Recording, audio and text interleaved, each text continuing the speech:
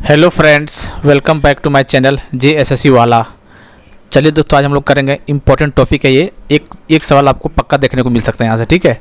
Important articles हम लोग बहुत सारे आर्टिकल करेंगे और जो इम्पोर्टेंट हम लोग वही करेंगे। बाकी PDF हम टेलीग्राम में इसका डाल देंगे। ये वाला PDF खासकर जरूर डालेंगे क्योंकि ये PDF बहुत ज़रूरी है आप लोग के लिए, क्योंकि यहाँ से आर्टिकल पूछे जाते हैं और दोनों लैंग्वेज में दिक्कत नहीं होगा। ठीक दोस्तों, उम्मीद करते हैं आपको जितना भी वीडियो ले रहे क्लास ले रहे सब पसंद आ रहा होगा। तो चैनल को सब्सक्राइब कर लीजिएगा और बेल बटन को दबा दीजिएगा। JSSC CGL का स्टूडेंट होंगे तो बेशक हमारे चैनल के साथ जुड़ने के बाद हर वीडियो को देखिएगा। आपको रामबाण वीडियो साबित हो सकता है एग्जाम में, और बहुत सारे क्वेश्चन आपको डायरेक्ट यहीं से देखने को मिल सकता है। ठीक है, चलिए फिर हम लोग करते हैं क्लास को स्टार्ट बिना किसी देरी किए हुए। आर्टिकल्स ऑफ इंडियन कॉन्स्टिट्यूशन हम लोग देखने वाले, टॉप आर्टिकल्स।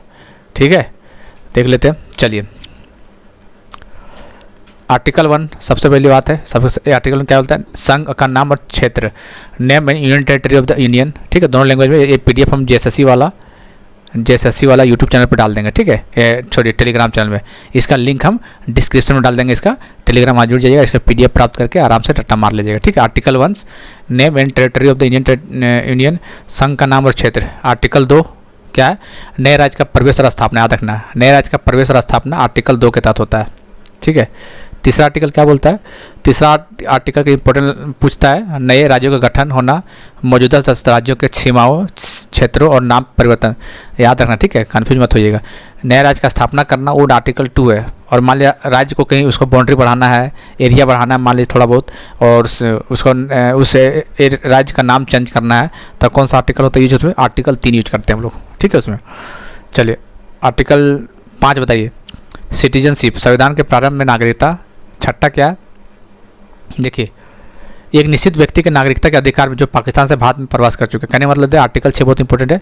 पाकिस्तान से आया हुआ व्यक्ति को भारत में नागरिकता देने का अधिकार आर्टिकल 6 में। पाकिस्तान से आया हुआ व्यक्ति, याद रखना, पाकिस्तान से इंडिया आया हुआ व्यक्ति। ठीक है, चलिए 6 है। 7 क्या है दोस्तों?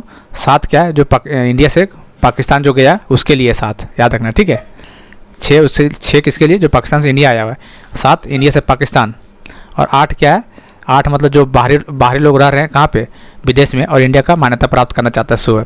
ठीक है, और 9 क्या बोलता है? इसमें लिखा हुआ नहीं है। 9 यही बोलता है कि जो इंडियन को है, मान लीजिए इंडियन ओरिजिन का पर्सन है, जब विदेश में जाकर कहीं बाहर में जाकर बस गया, ठीक है, और वो अपना इच्छा से अपना भारत का नागरिकता खत्म करना चाहता है, वो आर्टिकल 9 है। ठीक है दोस्तों, आर्टिकल 10 देखिए, नागरिकता के अधिकारों को निरंतरता, constituents of rights of citizenship, article 10 है। चलिए और देखते हैं जो इंपॉर्टेंट वही हम लोग करेंगे। हालांकि 30 तक तो सारे इंपॉर्टेंट है। ठीक है, आपको 30 तक इंपॉर्टेंट। 11 आप देख लीजिए, कानून द्वारा नागरिकता के अधिकार को विनियमित करने का संसद, ज़्यादा इंपॉर्टेंट नहीं। आर्टिकल 12 इंपॉर्टेंट, राज्य का परिभाषा जो है आर्टिकल 12 बोलता है। ठीक है, आर्टिकल 13 क्या बोलता है? मौलिक अधिकारों के साथ असंगत है उनका अपमान करने वाले कानून, लॉ इनकन्सिस्टेंट विथ और in derogations of the fundamental rights. Article 14, देखो 30 तक आर्टिकल आपको याद करना बहुत जरूरी है, 30 तक। ठीक है, खास करके 14 से इंपॉर्टेंट जो होता है वो इंपॉर्टेंट। जैसे 14 स्टार्ट है, कानून की समझ समानता, आर्टिकल 14। 15 क्या बोलता है? इंपॉर्टेंट क्वेश्चन है, कई बार एग्जाम आ चुका है 15 वाला।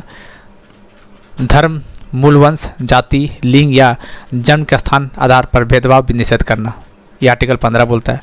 आर्टिकल 16 क्या बोलता है? सार्वजनिक रोजगार के मामलों में अवसर की समानता।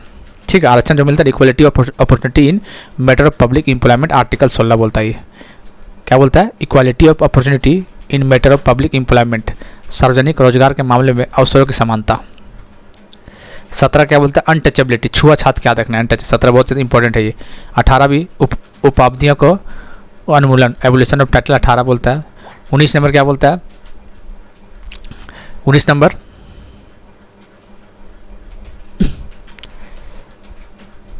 चलिए 19 नंबर देखिए, सभी नागरिकों को 6 अधिकारों की गारंटी देता है, guarantee to all citizens with 6 right.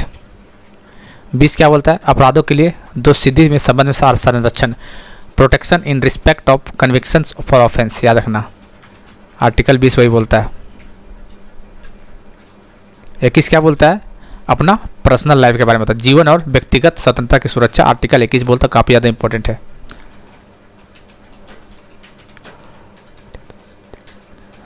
ठीक है, 22 आर्टिकल, कुछ मामलों में गिरफ्तारी और नज़रबंदी के खिलाफ संरक्षण, protection against arrest and detention in certain cases, ये आर्टिकल 22 है। ठीक है, आर्टिकल 23 मानव यातायात और जबरन श्रम का निषेध। आर्टिकल 23 और 24 काफ़ी इंपॉर्टेंट है। बाल मजदूरी जो कराया जाता है ना जबरदस्ती करके, trafficking in human beings, forced labour, ये आर्टिकल 23 है। और कम जैसे नहीं बोलते बाल मजदूरी नहीं कराना है, अंडर चिल्ड्रन को 14 साल से नीचे नहीं होना चाहिए। कारखानों और खानों में बच्चों के 14 वर्ष का कम आयु के रोजगार का प्रतिबंध, ये आर्टिकल 24 है। ठीक है, चलिए आगे देखते, इसको थोड़ा बड़ा कर देते हैं, आपको दिखेगा अच्छा से। 25 याद रखना है। आर्टिकल 25 क्या बोलता है? अंतरात्मा की स्वतंत्रता और धर्म की स्वतंत्रता, पेशे, अभ्यास और प्रचार की स्वतंत्रता, आर्टिकल 25 बोलता है। 26 क्या बोलता है? धार्मिक मामलों के प्रबंधन की स्वतंत्रता, freedom to manage religious affair, article 26 बात करता है ये। आर्टिकल 27 किसी विशेष धर्म के प्रचार के लिए करों का भुगतान करने का स्वतंत्रता, आर्टिकल 27 क्या बोलता है? फ्रीडम एज टू पे taxes for promotion of any particular religion. 28 क्या बोलता है? धार्मिक शिक्षा में भाग लेने में स्वतंत्रता। 29 और 30 भी इंपॉर्टेंट है। क्या है? Protection of interest of minorities, अल्पसंख्यकों के हितों की रक्षा करना, आर्टिकल 29 बोलता है। ध्यान देना है, ठीक है। अल्पसंख्यकों के हितों की रक्षा करना, आर्टिकल 29 बोलता है। और 30 क्या बोलता है? देखिए 30 क्या बोलता है? अल्पसंख्यकों की शैक्षणिक संस्था, देख सकते हैं, right of minorities to establish and administer educational institution, याद रखना, याद, आर्टिकल 30 बोलता है ये। Article 29 protection of interest of minorities, अल्पसंख्यकों के हितों की रक्षा करना। 30 बोलता है अल्पसंख्यकों का शैक्षणिक संस्थानों की स्थापना और प्रशासन का अधिकार, ये आर्टिकल 30 बोलता है। तो दोस्तों 30 तक आपको रट्टा मारना ही मारना चाहिए, जैसे मार लेना, ठीक, क्योंकि हर इंपॉर्टेंट है तो दोस्तों, क्योंकि पूछता है एग्जाम में, ठीक है। आर्टिकल 30 तक आप जानकारी बहुत अच्छा होना चाहिए। चलिए दोस्तों, चलिए आर्टिकल बताते हैं आपको। ऐसा आर्टिकल जो मूल अधिकार है, ठीक है। मूल अधिकार मतलब, चलिए 1 मिनट,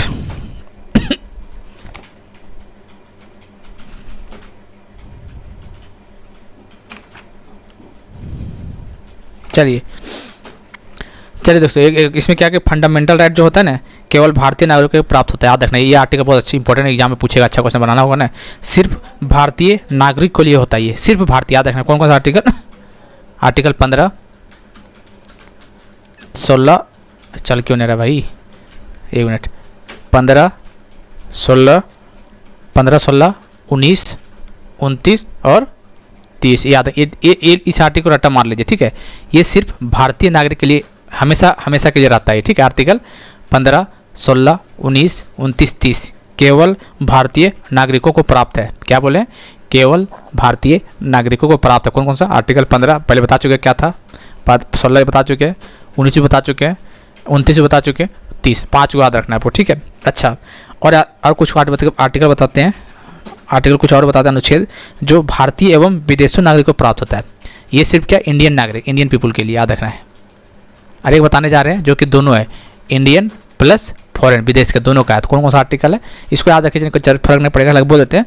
जैसे 14 हो गया, दोनों में है, 20 हो गया, और क्या 21 हो गया, 21A हो गया, और कौन सा 22, 23, 24, 25, 26, 27, कहने का मतलब इसको याद नहीं रखना, ठीक है।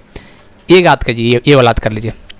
15, 16, 19, 29, 30 ये सिर्फ भारतीयों के लिए है। क्या बोले? केवल भारतीय नागरिकों के लिए ये चीज़ है। बाकी जो बच गया 14 के बाद, जितना 14 से 30 जितना बच गया, वो सोच लीजिए दोनों में है, फॉरेनर भी है और इंडियन दोनों भी है। समझ रहे क्या बोलना चाहे? सो बिल्कुल समझ गए आप लोग। अब चलते हैं इंपॉर्टेंट कौन कौन सा हो सकता है आपके एग्जाम। 32 तो बहुत ज़्यादा इंपॉर्टेंट है दोस्तों। Remedies for enforcement of fundamental right, मौलिक अधिकारों के परिवर्तन का उपाय है ये। Equal justice and free legal aid 39 का ये है। आर्टिकल 40 लिख लीजिए, एग्जाम में छापेगा आपका, JSSC की CGL में 40 पूछ सका। 40 और 40 काफ़ी इंपॉर्टेंट है, ठीक है। ऑर्गेनाइजेशन, ग्राम पंचायत का संगठन, इंपॉर्टेंट क्वेश्चन है ये, आर्टिकल 40, ठीक है। 43 देख लेना आपको। 43 ये भी देख लीजिए। 43 का ये जो है, उद्योगों के प्रबंधन में श्रमिकों की भागीदारी, 43 ये।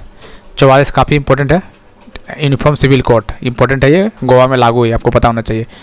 यूनिफॉर्म सिविल कोड, नागरिकों के लिए समान नागरिक संहिता होना चाहिए, ठीक है। चलिए 45 देख ले, बच्चों के लिए मुफ्त अनिवार्य शिक्षा का प्रावधान, 45 से ही आगे देख लेते हैं।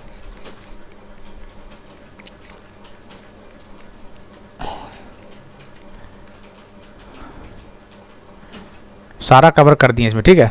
चलिए 46 में क्या है? अनुसूचित जाति ST SC OBC के शैक्षणिक आर्थिक हितों को बढ़ावा देना, जो डायरेक्ट मिलता है ना आरक्षण आर्टिकल 46 के तहत। Promotion of educational and economic interest of scheduled caste, scheduled tribes and OBC article 46। 48 क्या बोलता है? कृषि और पशुपालन का संगठन, बहुत इंपॉर्टेंट ये भी, 48 वाला भी आ चुका है एग्जाम में।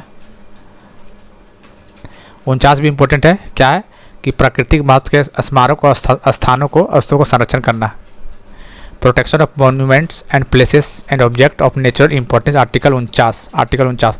50 भी काफ़ी इंपॉर्टेंट है, separation of judiciary from the executive, 50 भी इंपॉर्टेंट है। और 51 तक काफ़ी ज़्यादा इंपॉर्टेंट है आपको, ठीक है। उसके बाद आ जाता है प्रेसिडेंट वगैरह। 51 में क्या है याद रखना आपको? अंतर्राष्ट्रीय शांति और सुरक्षा को बढ़ावा देना है, promotion of international peace and security. तो आपको 30 तक तो याद करना ही करना है, और बाकी जितना 48 याद रखना है, 49, 50, 51 ये सब इंपॉर्टेंट, 32, ठीक है, 44 ये सब इंपॉर्टेंट आर्टिकल जो एग्जाम में आते हैं बार बार। बाकी सब आप लोग देख लीजिएगा, जैसे प्रेसिडेंट 52 है, संघ कार्यकर्ता 53 है, 54 राष्ट्रपति का चुनाव होता है। 61 में क्या होता है? महाभियोग 61 हो गया। 63 वाइस प्रेसिडेंट ऑफ इंडिया 63 का बात करता है। 64 में क्या करता है? उपराष्ट्रपति राज्यों के परिषद के पद अध्यक्ष होगा। 66 में क्या पड़ता है? उपराष्ट्रपति का चुनाव होता है, वाइस प्रेसिडेंट का चुनाव, 46 आर्टिकल। 72 इंपॉर्टेंट है, राष्ट्रपति की क्षमादान शक्तियाँ जो होता है 72 में होता है, ठीक है। 74 का देख लीजिएगा। 76 अटॉर्नी जनरल इंपॉर्टेंट है, ये ला अटॉर्नी जनरल ला, मान्यवादी के बारे में 76 आर्टिकल है। संसद का संविधान जो है कॉन्स्टिट्यूशन ऑफ पार्लियामेंट 79। 80 भी इंपॉर्टेंट है, यहाँ में आया हुआ है। Composition of the council of the Rajya Sabha, याद रखिए राज्यों की परिषद की संरचना आर्टिकल 80, ठीक है। उसी तरह 81 देख लीजिए लोकसभा। 83, 93, 105, 109, 110 इंपॉर्टेंट है ये वाली, मनी बिल 110 एग्जाम में आता है, आप लोग PDF से पूरा पढ़ लीजिएगा। चलिए एनुअल वाला भी आता है ये वाला, वार्षिक वित्तीय बजट एनुअल फिनांस 112। 127 इंपॉर्टेंट है, ऑर्डिनेंस वाला जो आता है एग्जाम में। और क्या है? सैलरी जो है जजेज का, सब देख लीजिएगा, उतना इंपॉर्टेंट है नहीं, ठीक है। और कौन सा? 148 इंपॉर्टेंट है, इसको स्टार कीजिए। कैग, भारत के नियंत्रक महालेखा परीक्षक, ठीक है। ये क्या है? कैग के बारे में आगे देखते हैं।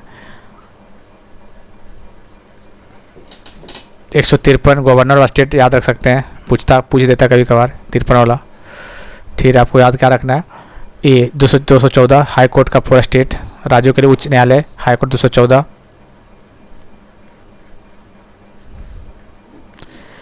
ग्राम सभा इंपॉर्टेंट है, ये 243 का ये ग्राम सभा, ये भी इंपॉर्टेंट। देखिए यहाँ से ग्राम सभा 243 से ग्राम सभा, और पंचायत का गठन 243 का भी याद रखना है। 243 ए और बी, ए में है ग्राम सभा और बी में है पंचायतों का गठन, जो 243 के बी। पंचायतों का गठन क्या होता है?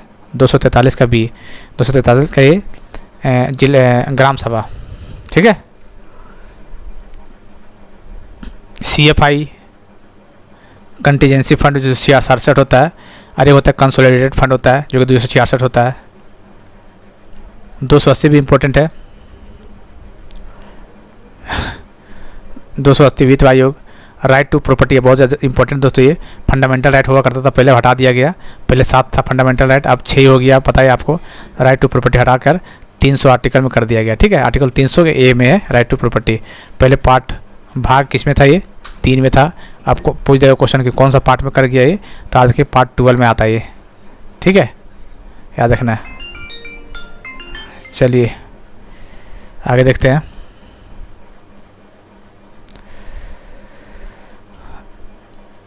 एडमिनिस्ट्रेटिव ट्रिब्यूनल, प्रशासनिक न्यायाधिकरण, ये बहुत इंपॉर्टेंट। 324 का ये याद रखना है। 324 का ये, और 324 भी सुप्रीम से याद रखना है, इंपॉर्टेंट है ये। चलिए 325, 326,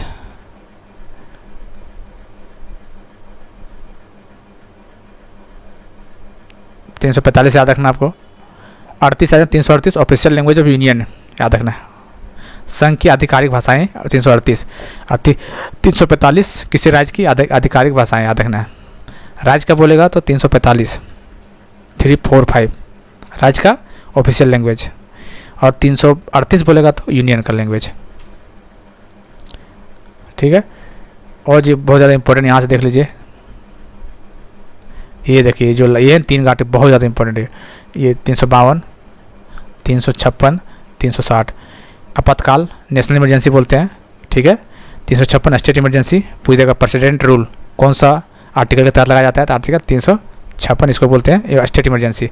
352 नेशनल इमरजेंसी, और फिनेंशियल इमरजेंसी 360, काफ़ी इंपॉर्टेंट, इसको स्टार मार्क करिए तीनों का,